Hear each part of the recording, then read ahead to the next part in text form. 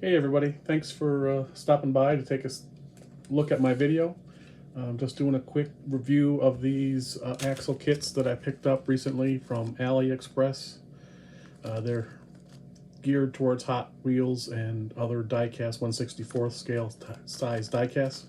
Um, and after a first glance, I just wanted to give you my impression. So I went ahead and bought the 30 millimeter long 50 set kit. It was, I think, about $5 plus a little bit of shipping from China. Took about 2 weeks to get here. The kit actually consists of 3 pieces. If you look down there, you can see. Let's see if you can see. Yeah, you can see the two axle the two tire retainers, and you can see these are tire retainers. And this is the axle itself, which is a tube. It's pretty strong. Again, it's 30 millimeters. This is a axle that I just recently cut off an older car and the wheels that were on that car, um, just so that you can see the size. So really, 30 millimeter is about the same, give or take, as that one. My thought would be is you could cut that down, and that was my thought. Is they sell short, stubby ones, but I bought the largest ones I had because I figured with a pretty reasonable razor saw, uh, you should be able to cut that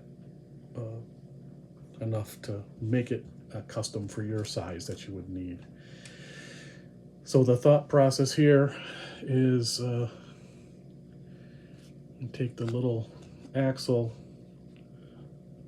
and you stab on a tire retainer, and yeah, so you see the issue here. For me, is I'm an old guy with fat fingers, and stuff doesn't work like it used to for me, especially my eyeballs. So then you jam that in there. Uh, they are actually the same diameter millimeters, 0.8 diameter, 0.8 millimeter, 0.79, as the axles that I've seen on most cars. They're either 0.79, 0.8, depending upon the tolerance, maybe even 0.81. So they are the right diameter, and the head of that, they call it a nail, but it's really the retainer, is the same size as the ones I've seen on the cars as well. So if I were to just do the nail head size, that's a little over 1.06 millimeters. So it's a standardized size. So it's actually pretty reasonable. So then you would thread your axle through one of your tires. They say to hold that pin in there with super glue. You know, that would be my thought. You would need something strong enough to hold that pin in place. You thread your tires on, and then you put a little drop on there on the second side, and then figure out how to make the pin slide into the tube. And there you go.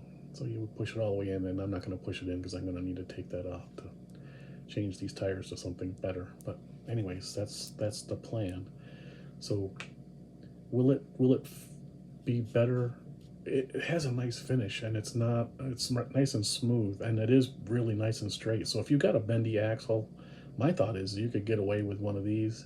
It's not going to fix issues like wobbly, wonky tires, because you know the diameter's the same, and they didn't appear to sell any different diameter, which is kind of what I was hoping, is that they would maybe sell up to maybe a 0.9 something or closer to a 1 millimeter. That way you could punch out a tire or two, replace the axle, and then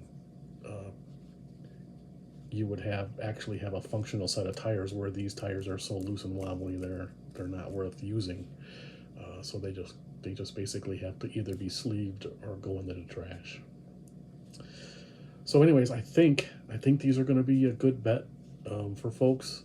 They are kind of approved since they are a retail axle. You will reuse your retail tires, so in my mind, they're within the rules of racing, diecast racing leagues that I have seen, and they are functional and capable. So there you go, simple as that.